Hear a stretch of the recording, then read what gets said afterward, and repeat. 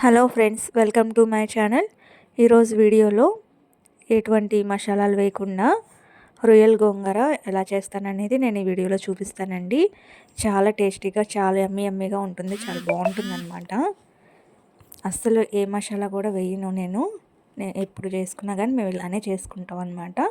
దానికోసం నేను ఇల్లమ్మటే రొయ్యలు వస్తాయి కదండి, అలా తీసుకున్నాం అనమాట. ఒక 300 అనమాట. ఇవి ఒలిస్తే అరకిలో వచ్చినాయి అనుకుంటా. గోంగూర అయితే ఒక కట్ట తీసుకున్నాను నేను. పెద్ద కట్ట చూపిస్తా చూడండి. నేను ఇక్కడ ఈ కట్ట తీసుకున్నాను గోంగూర. ఎంత ఇప్పుడు దీంట్లోకి ఉల్లిపాయలు, టమాటా, పచ్చిమిర్చి కట్ చేసి పెట్టుకుంటున్నాను. నేను ఇక్కడ 3 మీడియం సైజు ఉల్లిపాయలు, ఒక చిన్న టమాటా, అలాగే 4 పచ్చిమిర్చి కట్ చేసుకుని ముక్కలు పక్కన పెట్టేసుకోండి.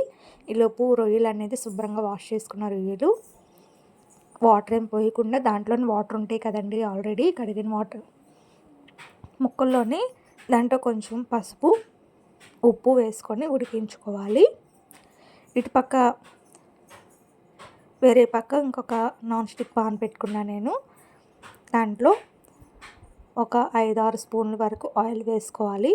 ఆయిల్ అనేది హీట్ ఎక్కిన తర్వాత ముందుగా కట్ చేసి పెట్టుకున్న పెద్దలపై ముక్కలు ఉన్నాయి కదండి, అవి వేసుకోవాలి ముందు.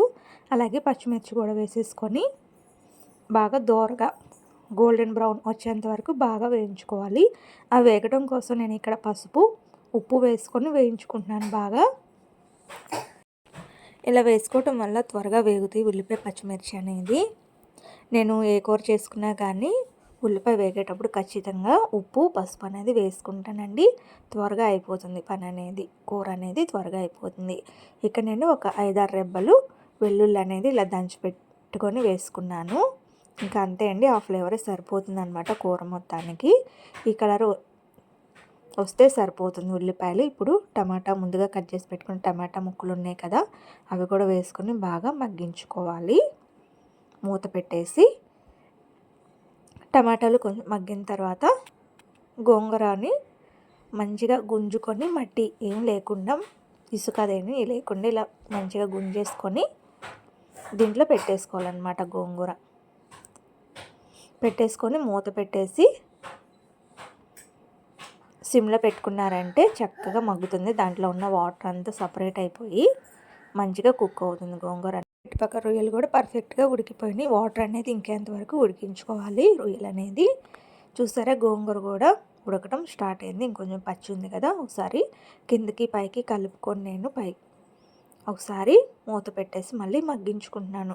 ఈ వాటర్ అంతా సపరేట్ అయిపోయి గోంగూర అనేది మెత్తగా అయ్యేంత వరకు ఉడికించుకోవాలండి. ఈ స్టేజ్లో ఉన్నప్పుడు కొద్దిగా మీ రుచికి తగినంత కారపొడి వేసుకోవాలి.